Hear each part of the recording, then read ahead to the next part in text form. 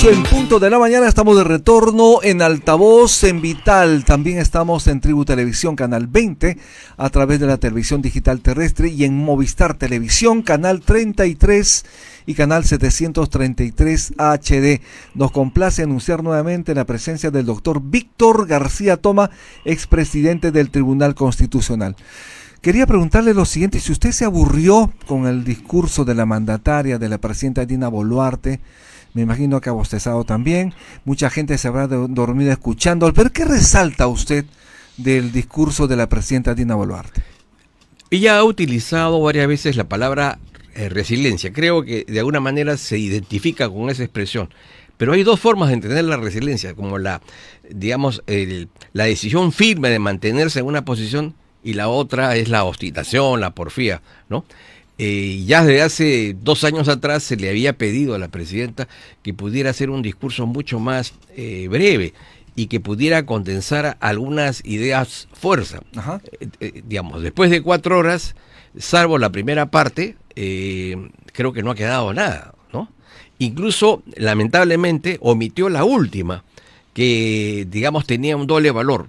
Por un lado, era la propuesta de aquello que pretende hacer en los próximos 12 meses, y en segundo lugar, era un discurso bastante de unidad, ¿no? Hablaba de Mariátegui, hablaba de Aya de la Torre, de Vargas Llosa, ¿no? De Víctor Andrés Belao. Y eso me parece que hubiera sido un buen cierre, ¿no? Justamente por la jornada patriótica. Pero se perdió justamente porque yo creo que ya los caballos no le alcanzaron para el último tramo, ¿no?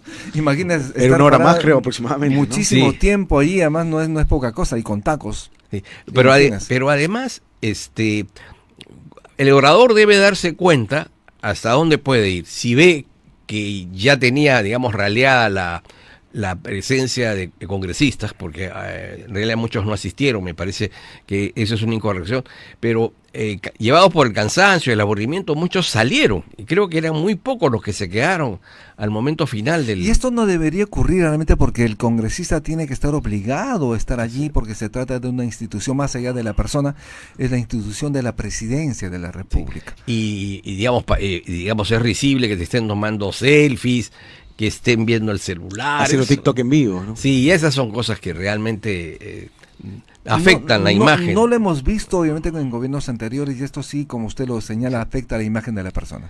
Hubo alguno que quiso hacer una protesta, pero ya desaforado, porque ni siquiera tenía el terno, ¿no? Estaba en un polo. Exacto. Entonces, eso es...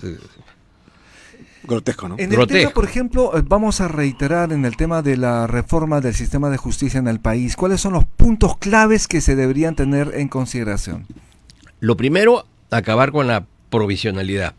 En segundo lugar, de estructurar de otra manera esas dos instituciones, dos leyes orgánicas, Ministerio Público, Poder Judicial, hacer algunas reformas procesales para agilizar los procesos, mejorar de manera sustantiva los mecanismos de control, y ya en el caso de la Junta Nacional de Justicia, crear las condiciones para que los mejores abogados pretendan, aspiren, ¿no es cierto?, postulen a ocupar la judicatura, y no tengamos que contentarnos por ahora con el concolón, ¿no? Hay algo allí que está fallando. Ciertamente se trata de dos carreras muy importantes, pero que están, minusvaloradas, y creo que hay que de alguna manera cambiar eso, revertir eso, ¿no? ¿Usted cree que, como dijo la presidenta, si ella no asumía, valga la redundancia, la presidencia, seríamos un estado fallido como Cuba, Venezuela y Bolivia? Bueno, ya había la decisión de oponernos a eso, y en todo caso eso le hubiera correspondido al general Willens, ¿no?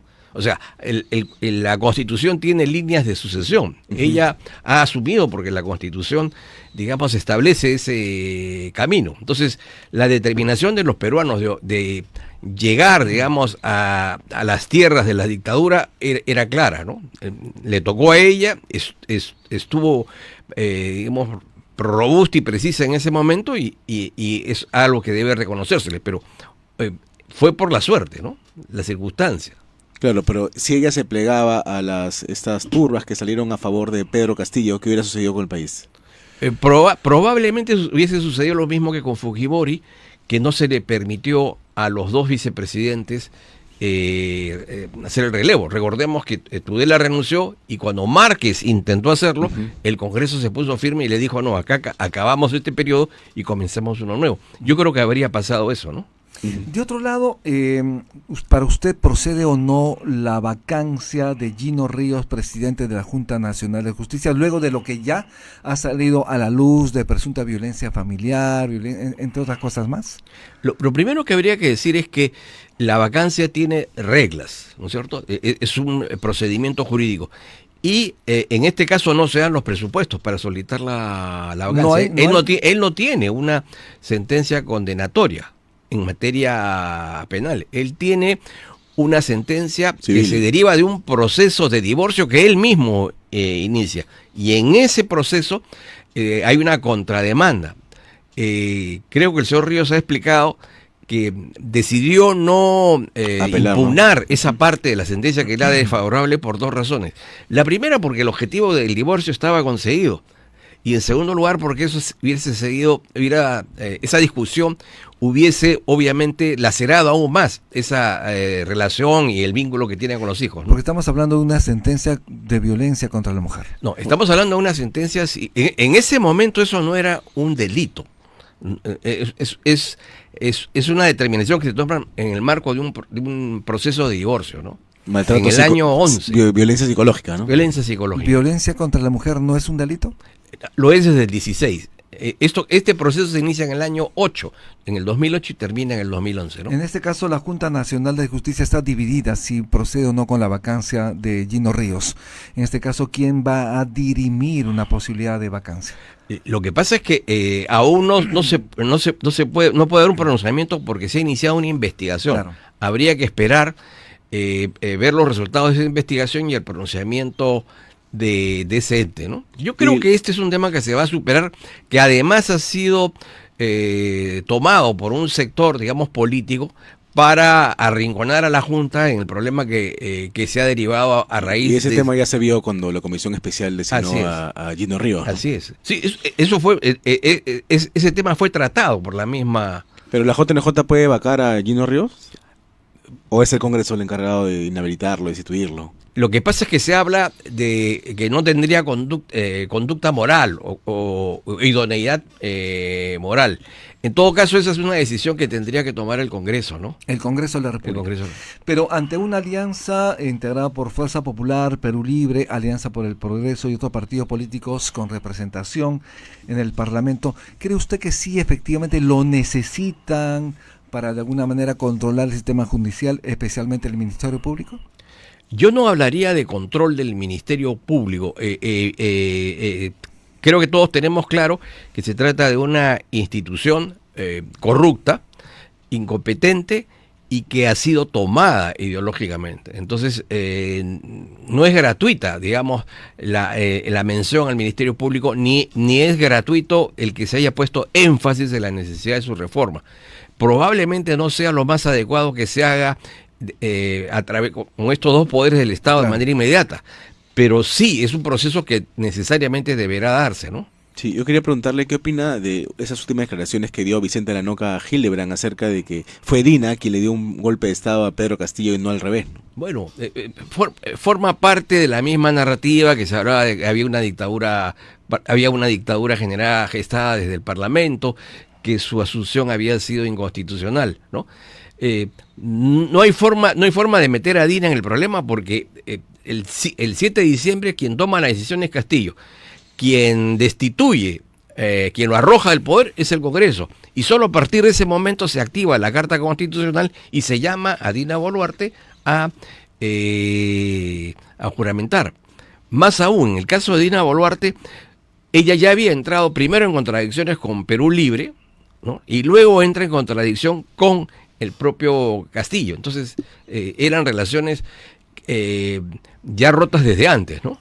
Pero un golpe de Estado, como ya lo sabemos, durante el fujimorismo, efectivamente fue un golpe de Estado, ¿sí? Con la presencia y la participación de la Policía Nacional, del Ejército, de la Marina y de otros más. Sabemos perfectamente cómo fue esa toma de la democracia. Los medios de comunicación, digamos, estuvieron orquestados a través del CIN, ¿cierto? Efectivamente. Sin embargo, digamos, lo que ocurrió ese 7 de diciembre es una tomadura de pelo. Es la lectura de un documento que no tenía sustento en principio, porque tampoco teníamos el apoyo de las fuerzas militares para hacer efectiva una decisión de este tipo. Bueno, es que eso refleja, digamos, el grado de inteligencia del señor Castillo, ¿no? Que se propone un golpe de Estado sin haberlo coordinado plenamente con, digamos, el respaldo institucional de los institutos castrenses, que además tampoco prepara de manera adecuada a la base social para sostener ese nuevo gobierno, ¿no? Por eso que es rarísimo que aparezca de un momento a otro, digamos, leyendo ese papel de una manera nerviosa y como sabe perfectamente el Congreso adelantándose también a la vacancia en un momento donde al parecer, digamos, la Constitución lo protege. Sí. Lo que creo que pasó fue Castillo se asusta con las declaraciones de Salatiel Marrufo, ¿no es cierto? Y eso lo impulsa a tomar esta decisión sin, digamos, las precauciones del caso. Digamos, fue un golpe de Estado ridículo, porque ridícula fue el ridículo fue el gobierno de Castillo. Entonces, no podíamos pedirle más, pero que hubo la intención seria, deliberada, de, digamos, romper las reglas constitucionales, eso es claro. Hubo delitos, ¿no? Sí, es un delito. ¿Hubo rebelión? Hubo intento de rebelión, porque se dio órdenes en concreto a la policía. Llamó a los generales. Así es, eso es claro, ¿no? Incluso justamente se lo está, bueno, en este caso juzgando por rebelión. Por rebelión. Pero rebelión, ¿qué significa rebelión? Se habla de un alzamiento en armas. Castillo no iba a tomar un fusil. El jefe supremo de las Fuerzas Armadas, la policía, eran las responsables de hacer esa acción, ¿no? Estamos con Víctor García Toma, haremos una pausa. Estamos en Altavoz en Vital, ya regresamos.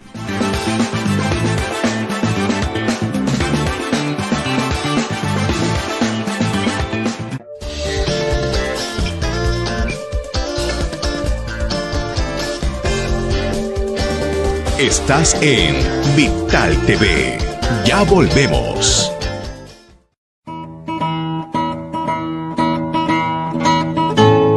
Que el espíritu patriótico nos motive a construir un Perú mejor. Felices fiestas patrias te desea Vital FM.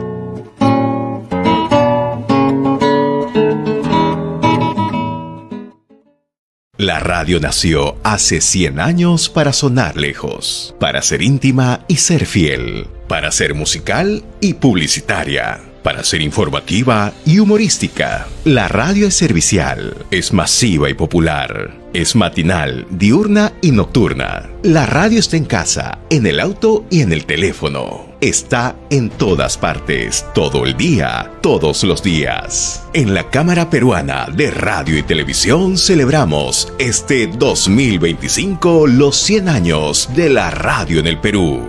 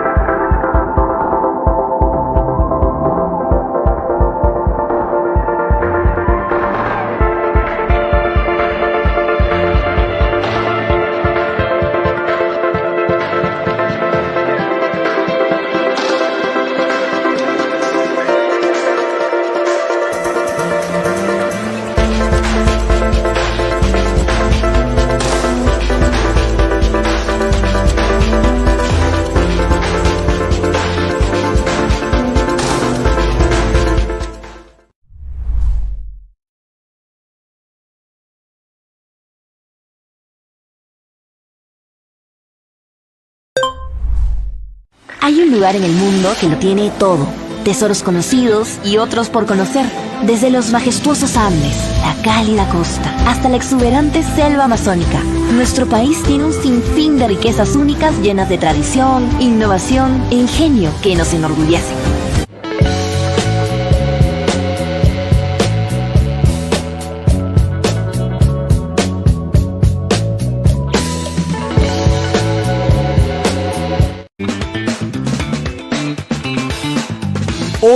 16 de la mañana, estamos de regreso en Altavoz, en Vital, en Movistar Televisión también. Estamos con Víctor García Toma, expresidente del Tribunal Constitucional. Justicia que tarda no es justicia. Los procesos en el país duran demasiado, se extienden demasiado, por lo tanto, aquellas personas que son víctimas no pueden tener justicia, y aquellas personas que están procesadas precisamente por esos actos de corrupción, lo que sea, tampoco reciben justicia, porque cuando se extiende muchísimo un proceso, obviamente no gana nadie. ¿Qué hacer para convertir en célere el sistema de justicia en el país? Usted hablaba, Rumi, de que la justicia que tarda no es justicia. Y hay otro dicho en los pasillos judiciales que dice: la justicia es gratuita, lo que cuesta es pedírsela a quienes la administran, ¿no? Entonces yo creo que buena parte del tema de la morosidad procesal tiene que ver con la corrupción, porque los procesos judiciales son como una suerte de ascensor, ¿no? Como son por lo menos 2 o hasta 3 instancias, los expedientes suben y luego bajan, y vuelven a subir, y nunca terminan los procesos. Ganan los jueces, ganan los fiscales, ganan los abogados, y el único que pierde es el justiciable, o los justiciables, ¿no? Además hay el temor, digamos, a tomar decisiones judiciales en temas emblemáticos. Pongo, por ejemplo, uno. Hace más ya de 30 años que está allí el caso del Frontón. El caso sube, el caso baja. El problema ahí no es de corrupción. El problema es de que no hay la decisión de tomar una decisión correcta. Es decir, porque allí no hubo definitivamente ni crimen de lesa humanidad ni nada. Fue un operativo en el marco de la toma de los penales con rehenes, y que tuvo que ser revertido por las fuerzes del orden. Murieron y ahí 3 policías, si no me equivoco, 3 marinos. 3 marinos, sí. Efectivamente. Exactamente, o sea, desde los penales se disparaba, ¿no? Y fue un acto concertado, porque fue una toma de los penales en todo el país. Y entonces, digamos, una reforma del sistema de justicia debería plantearse como los mecanismos para acelerar los procesos judiciales. Y yo creo que lo que habría que hacer primero es modificar la legislación procesal, que en realidad se ha convertido en demasiado garantista, ¿no? Necesitamos ser garantistas, pero no al grado tal de que obstruya la posibilidad de tomar una decisión final. Y se requiere además, creo, cambiar la mentalidad de los abogados, digamos, porque usted va a un estudio de abogados y tiene un problema, pero el abogado le va a demostrar que no tiene uno, que tiene 4. Exacto. ¿No? Y entonces usted que iba por un tema civil, termina en un tema penal, laboral, tributario, ¿no? Sale aliviado porque cree que, digamos, le han abierto los ojos. En realidad lo han metido en las zonas caudinas del Poder Judicial, del cual usted ya nunca más va a salir, ¿no? Efectivamente. Para eso existe también el arbitraje. ¿Podríamos de alguna manera liberarnos de ese proceso judicial tan lento a través de un arbitraje adecuado? Si cambiáramos el chip, digamos, de los abogados, que entiendan de que los honorarios que cobran a través de los procesos podrían ser mucho más rápidos a través de la conciliación, es decir, buscar que el abogado intente con el colega que las partes concilien, habríamos ayudado bastante al sistema de justicia. Y luego hay lo que se llama el arbitraje popular, porque el arbitraje, digamos, de grandes sumas de dinero, eso ya está cautelado. El tema es el de los temas económicos de personas de escasos recursos o medianos recursos, ¿no? Entonces, hay ahí un sistema de arbitraje popular que está en el Ministerio de Justicia, pero que habría que potenciarlo, ¿no?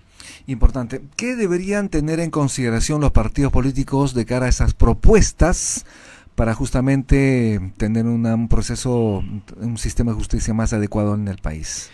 Yo creo que si vamos a entrar, y eso es inevitable, a un proceso de reforma judicial, debería haber una suerte de punto de encuentro entre los partidos, la sociedad civil, ¿no?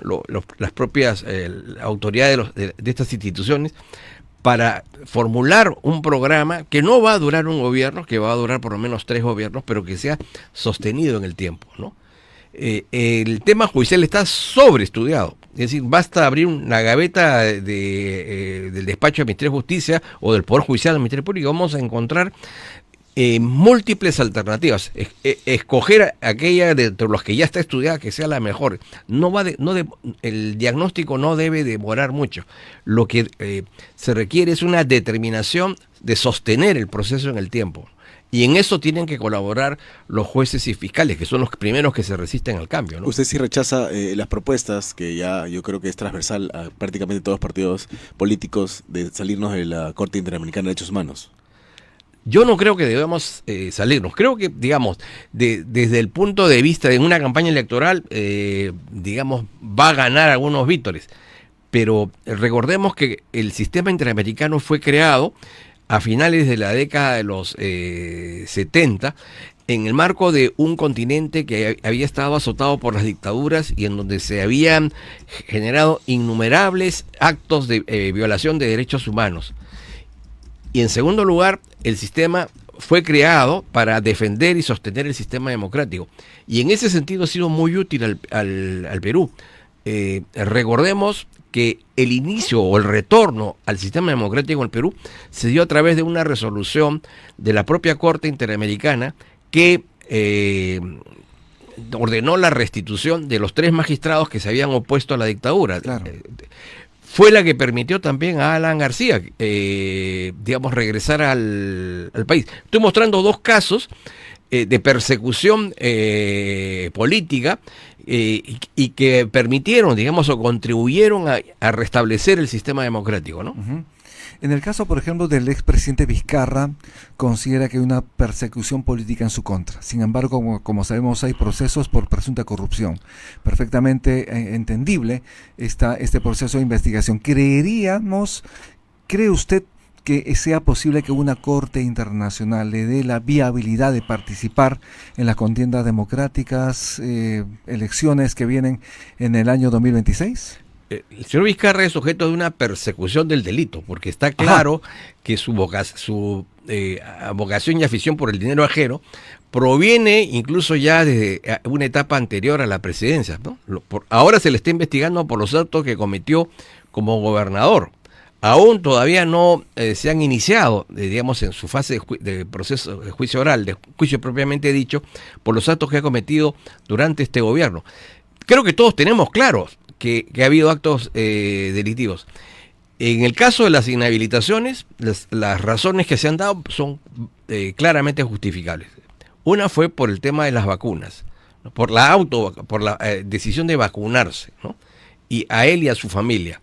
En segundo lugar, el tema vinculado con la disolución inconstitucional del Congreso. Y el tercero fue ante la revelación de varios colaboradores eficaces que, reconociendo su responsabilidad penal, buscaban atenuarla, y señalando quién había sido finalmente el gran enlace de esa corrupción. Entonces, los casos de inhabilitación política están probados, están acreditados, están sustentados en la Constitución y no deberían merecer ningún tipo de observación.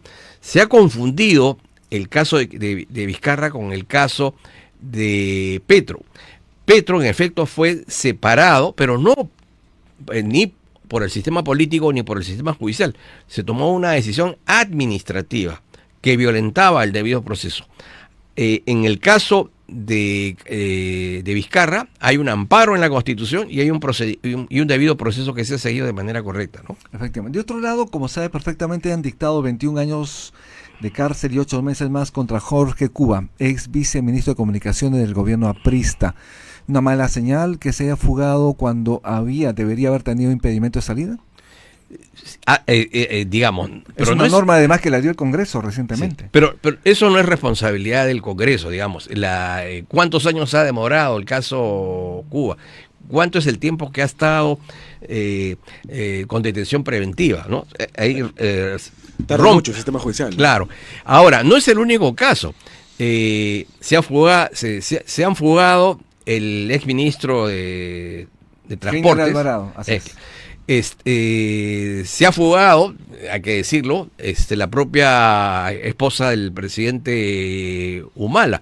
Está fugado Cerrón. Entonces, no es el único, ¿no?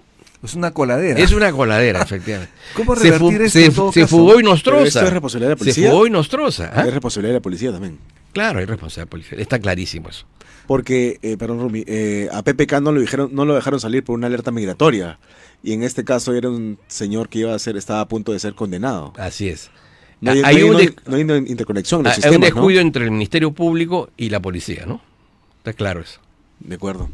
Estamos en Altavoz, estamos en Vital, Radio Vital 91.1 FM de Tutial, estamos también en Movistar Televisión, Canal 33 y Canal 733 HD. Y justamente estamos conversando con Víctor García Toma, expresidente del Tribunal Constitucional. No tenemos tiempo para nada. Muchísimas gracias. Su despedida de las audiencias en radio y en televisión. No, agradecerles a ustedes, Rumi y Aarón, por la oportunidad que me brindan de poder conversar sobre temas que son, creo, importantes para el país, ¿no? Y que uno pueda expresarse libremente como lo hacemos aquí, se agradece. Estaremos convocándolo en otro momento. Muchísimas gracias. Muchas Gracias gracias. también. Estuvimos con el doctor Víctor García Toma, expresidente del Tribunal Constitucional.